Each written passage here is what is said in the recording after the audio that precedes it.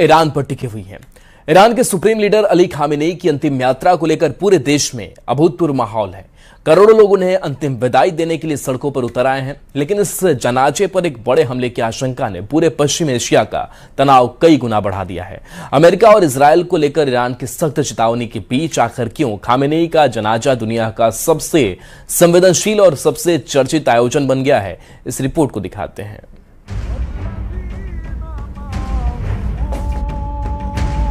4 जुलाई से 9 जुलाई तक ईरान के सुप्रीम लीडर रहे अली खामेनेई का जनाजा पूरी दुनिया में देखे जाने वाला सबसे बड़ा ग्लोबल इवेंट साबित होने जा रहा है। तेहरान से आई तस्वीरों में साफ दिखाई दे रहा है कि अली खामेनेई की अंतिम यात्रा को लेकर जबरदस्त माहौल बन चुका है। ईरानी जनता अपने सुप्रीम लीडर के जनाजे में शामिल होने के लिए देश भर से राजधानी तेहरान पहुंच रही है। काला कफन ओढ़े करोड़ों लोग मातम मना रहे हैं। करीब 4 महीने पहले निधन के बाद 3 जुलाई को पहली बार अली खामेनेई का पार्थिव शरीर आम लोगों के बीच लाया गया। इसके साथ ही उनकी 7 दिन की अंतिम यात्रा शुरू हो गई है। लेकिन इस बीच सबसे बड़ी खबर ये है कि ईरान को आशंका है अमेरिका और इजराइल खामेनेई के जनाजे को निशाना बना सकते हैं। अंतिम विदाई से पहले तेहरान से लेकर वॉशिंगटन और तेल अवीव तक धमकियों और बारूद की गूंज सुनाई दे रही है। ईरान की सेना ने खुला दावा किया है कि जनाजे पर हमले की साजिश रची जा रही है। ईरान के जॉइंट मिलिट्री कमांड खातम अल अंबिया के चीफ कमांडर अली अब्दुल्लाही ने अमेरिका और इजराइल को सीधी चेतावनी देते हुए कहा कि 7 दिनों के राजकीय शोक के दौरान अगर किसी भी तरह की हिमाकत हुई तो उसका अंजाम बेहद खौफनाक और पछतावे से भरा होगा। तनाव इस कदर बढ़ चुका है कि ईरान के नए सुप्रीम लीडर मुस्तफा खामेनेई ने सुरक्षा कारणों और इजराइल के कथित डेथ वारंट के डर से अपने पिता के जनाजे में शामिल नहीं होने का फैसला लिया है। हालात तब और ज्यादा बिगड़ गए जब इजराइल के रक्षा मंत्री इस्राइल काट्ज के बयान ने तेहरान में हलचल मचा दी। दावा किया जा रहा है कि इजरायली रक्षा मंत्री ने कहा ईरान के नए सुप्रीम लीडर मुस्तफा खामेनेई उनकी हिट लिस्ट में है और उन्हें जिंदा नहीं छोड़ा जाएगा। अयातुल्लाह अली खामेनेई को मौत के 4 महीने बाद आखिरकार कब्र नसीब होगी। उनकी पार्थिव देह को सबसे पहले तेहरान में अंतिम दर्शन के लिए रखा गया, जहां लाखों लोगों ने उन्हें अंतिम बार देखा। इसके बाद जनाजा कौम फिर इराक के नजफ और करबला पहुंचेगा और आखिर में उनके जन्म स्थान मशहद में उन्हें सुपुर्दे खाक किया जाएगा। इतने बड़े जमावड़े के बीच सुरक्षा एजेंसियों को डर है कि सीज फायर के बावजूद ईरान का कोई ड्रोन या कोई आत्मघाती प्रॉक्सी ग्रुप इन जनाजे को निशाना बना सकता है। माना जा रहा है कि 48 से 72 घंटे पूरे पश्चिम एशिया के लिए बेहद संवेदनशील हैं और एक छोटी सी चिंगारी पूरे इलाके को फिर से भीषण युद्ध की आग में झोंक सकती है। Bureau report, news 18। के कुल 89 सैन्य अड्डे हैं। ईरान ने युद्ध के दौरान इनमें सबसे अहम सैन्य ठिकानों को मिसाइलों और ड्रोन से दहलाया था। फिर से जब युद्ध के आसार बन रहे हैं तो अमेरिका अपने सैन्य अड्डों को बंद करने या फिर दूसरी लोकेशन पर शिफ्ट करने का प्लान बना रहा है। खाड़ी देशों से जिन देशों में सैन्य अड्डों की शिफ्टिंग की जा सकती है उसमें 3 नाम सबसे आगे हैं। पहला इजराइल, जहां मजबूत एयर डिफेंस सिस्टम है, इसीलिए इसे सबसे सुरक्षित विकल्प माना जा रहा है। ग्रीस दूसरी लोकेशन है जो यूरोप के करीब होने के कारण रणनीतिक रूप से अहम मानी जा रही है। तीसरी है साइप्रस, जो भूमध्य सागर में अमेरिका को बेहतर सैन्य पहुंच दे सकती है।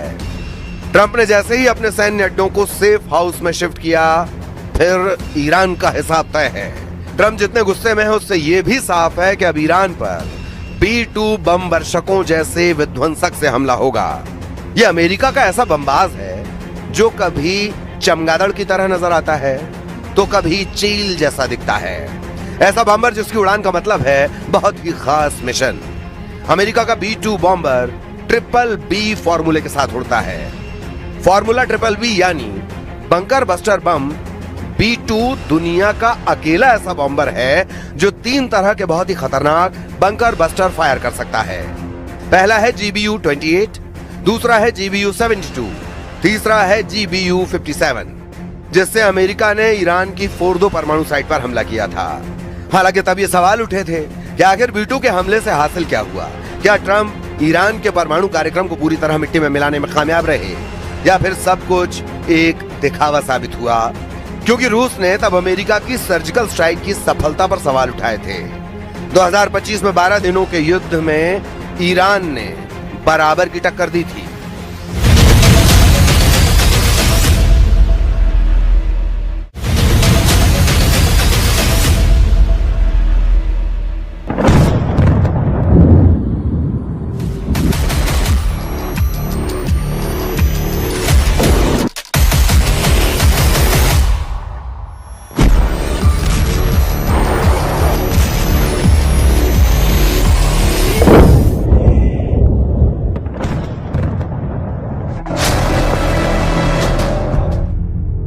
अमेरिका युद्ध में जब हारने लगता है तो खूंखार हो जाता है, इतना खूंखार कि फिर सभी हथियारों से दुश्मन को दहलाता है।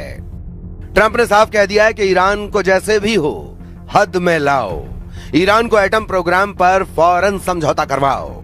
अगर ईरान नहीं तैयार होता है तो फिर B-2 से बमबारी करो या टॉम हॉक से मारो, F-35 से हमला करो या मिनटमैन फोड़ो।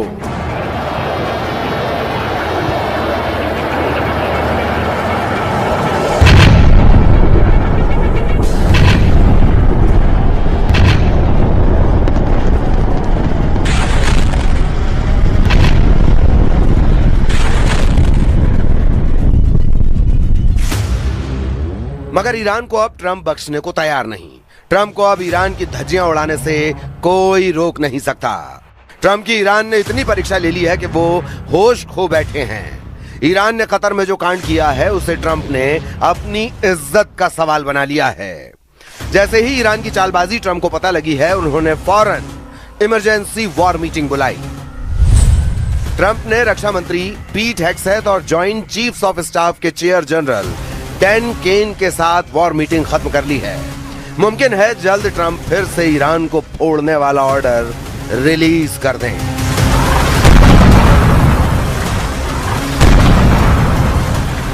क्योंकि कतर में उनके अरमान कतरे कतरे में तब्दील हो चुके हैं। ईरान ने अमेरिका से 1-to-1 बात ही नहीं की। यही नहीं, खींचतान के बीच इराक की राजधानी बगदाद से धमाके और हवाई हमले की तस्वीर आ गई। वहां अमेरिकी दूतावास पर ड्रोन अटैक हुआ। तस्वीरों में दिख रहा यह इलाका बगदाद का सबसे सुरक्षित इलाका माना जाता है, लेकिन वहां हमला हुआ। रात में हुए हमले से पूरा इलाका गूंज उठा। आरोप लगा कि अटैक ईरान ने किया, वो भी ऐसे समय जब डील की वजह से अमेरिका और ईरान ने एक दूसरे पर हमले रोके हुए हैं। तो ऐसा कहीं से नहीं लग रहा कि ईरान अमेरिका से कोई बातचीत करने के मूड में है। बगदाद में अमेरिकी दूतावास ने तो जंग फिर से शुरू होने का खतरा भी बढ़ा दिया है। रही सही कसर कतर के दोहा में पूरी हो गई, क्योंकि वहां अमेरिका और ईरान के प्रतिनिधिमंडल की सीधी बात ही नहीं हुई और अमेरिकी प्रतिनिधिमंडल केवल कतर के प्रधानमंत्री से ही मिला। कतर में ट्रंप को चकमा देने के बाद ईरान ने यह धमकी भी दे डाली है कि वो युद्ध के लिए तैयार है।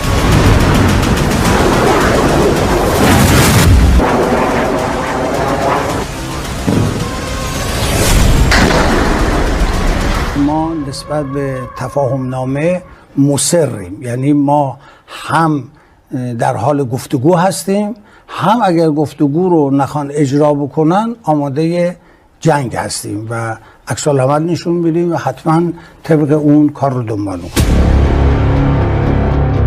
जिस मुलाकात का ट्रंप ने ढिंडोरा पीटा था और कहा था कि ईरान की सहमति से कतर की राजधानी दोहा में अमेरिका और ईरान एटमी डील फाइनल करने की कोशिश करेंगे, ना वो मुलाकात हुई और ना ही ईरान और अमेरिका की दोहा में कोई सीधी बात हुई।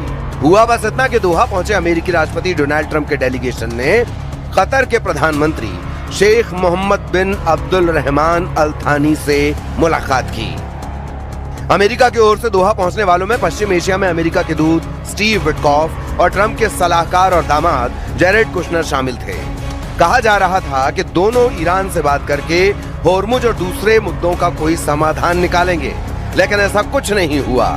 हालांकि जेडी वेंस ने दुनिया को ऑल इज वेल वाली स्थिति दिखाने की पूरी कोशिश की।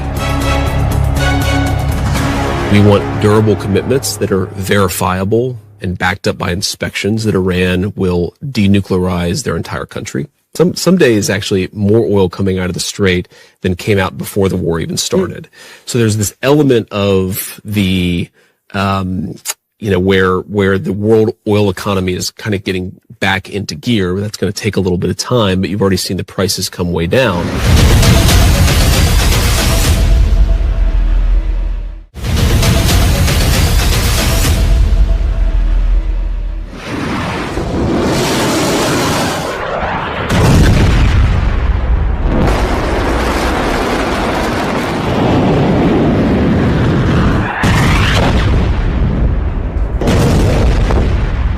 अमेरिका कोशिश कर रहा है कि डील पर ईरान उसकी बात माने, हॉर्मुज में समझौते के आर्टिकल 5 को लागू करे, लेकिन ईरान नहीं झुक रहा। वो हॉर्मुज में वसूली का प्लान बना चुका है और उस प्लान को लागू करने के लिए वो अमेरिका को मजबूर कर रहा है। उसका सीधा सीधा कहना है कि पहले MOU की शर्त पूरी हो, तभी आगे बात होगी। इन शर्तों में ईरान के अरबों की संपत्ति वापस करना, हॉर्मुज पर ईरान का पूरा कंट्रोल होना और इजरायली सेना का लेबनान से लौटना शामिल है। यानी ईरान चाहता है डील में उसका सिक्का चले, उसकी मर्जी चले, इसीलिए अमेरिका को बार बार मजबूर किया जा रहा है। मगर यह दांव उल्टा पड़ सकता है। इजराइल इसी फिराक में है कि एक बार ट्रंप का मूड बदले और फिर ईरान को अच्छे से सबक सिखाया जा सके। इजराइल के प्रधानमंत्री बेन्यामिन नेतन्याहू लेबनान पहुंचे हैं। लेबनान के दक्षिणी हिस्से में इजराइल के सैनिक मौजूद हैं। नेतन्याहू वहीं पहुंचे और अपने सैनिकों से मिले, उनका हौसला बढ़ाया। इतना ही नहीं, एक दिन पहले तक जो बात इजराइल के रक्षा मंत्री काट्स ने कही थी, लेबनान की जमीन से नेतन्याहू ने भी वही बात कही और एक बार फिर यह साफ कर दिया कि जब तक हिजबुल्लाह हथियार नहीं छोड़ता, इजराइल लेबनान से नहीं हटेगा। רצועת עזה, שמתקיימת בין היוצאת מן הכלל בתחילת המלחמה, מהדרום לצפון, זה לא בהכרח יעבור בשקט. אנחנו מאוד גאים במה שהשגנו בזכות הפעולה האמיצה שלכם וגם ההחלטות שקיבלנו. וההתעקשות שלנו שאנחנו לא יוצאים מדרום לבנון עד שהאיום לא בטל.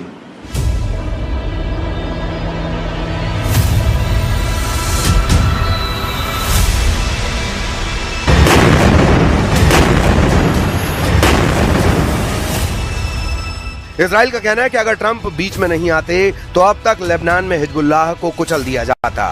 लेकिन ईरान से डील के लिए ट्रंप ने लेबनान वाला ट्रंप कार्ड चला, जिससे इजराइल को हमलों की रफ्तार धीमी करनी पड़ी। मगर इजराइल तो इजराइल है और नेतन्याहू को रोकना मुश्किल ही नहीं, नामुमकिन है। वरना वो लेबनान की जमीन पर खड़े होकर हिजबुल्लाह को नहीं ललकारते। शायद ट्रंप ने नेतन्याहू का 28 फरवरी वाला सिग्नल दे दिया है। इसकी सबसे बड़ी वजह अमेरिकी सैन्य ठिकानों को खाड़ी देशों से शिफ्टिंग को भी माना जा रहा है।